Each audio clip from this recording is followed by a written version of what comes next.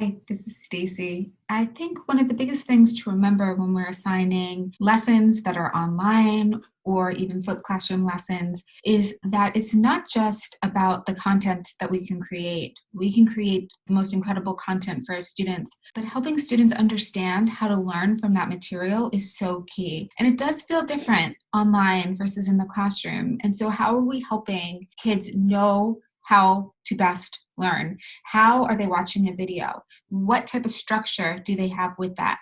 If they're just watching a video, it might feel like a very passive experience for them and it won't really maximize their learning. So what are you doing to help them know how to receive that video? Maybe you give them a handout that they can take notes on. You embed an Edpuzzle so there's learning checks, but if there are those learning checks, how do students use the feedback? If they get something wrong, what do they do with that to help them learn better? So maybe you talk about rewinding the video clip at that point, or asking a question or making a note if they're writing things on a handout and bringing that to class the next day, or asking that in an online environment if you're teaching a purely online class. And I think that's something that's so important for us as teachers, is that we provide ways for students to communicate with us. So if that is a purely online environment, that we really have that forum for students to be able to communicate with us. And for me, when I'm assigning flipped classroom videos or online video lessons, I always try and make sure that I integrate Edpuzzle, not just for the instant learning checks, the multiple choice ones, but also that I give enough short answer responses interweaved in there where students are taking notes in their takeaway, but also have the opportunity to tell me what's going well, what's not going well.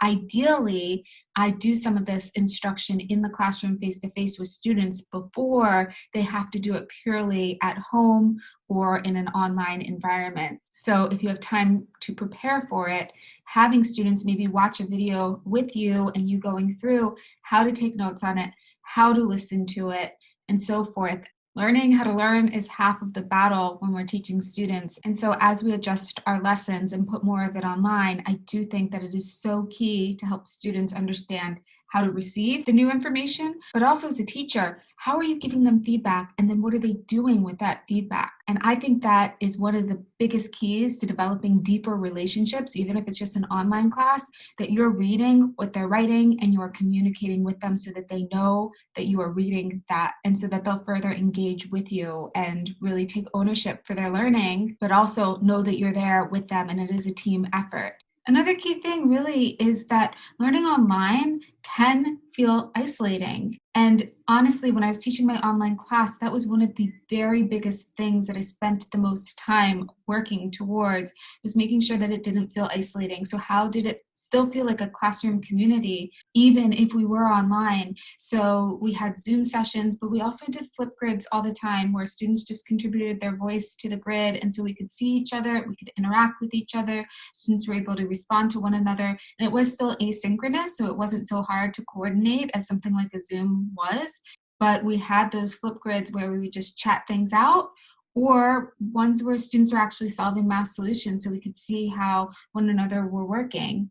So I think that's really key to just remember that learning at home can feel isolating. So how are you still bringing in a community feel? How are you letting students ask questions? How are you giving opportunities for their peers to answer some of their questions, even if it's just a Flipgrid of questions that you have up there where students can ask a question and you can respond, or other students can respond to it? That can just make a huge difference. And again, if you're assigning a video, make sure that you have some way for students to ask you questions within the video, because otherwise it can feel really intimidating. They're going to have questions as they're watching new content and learning new content. So how are they able to communicate that to you?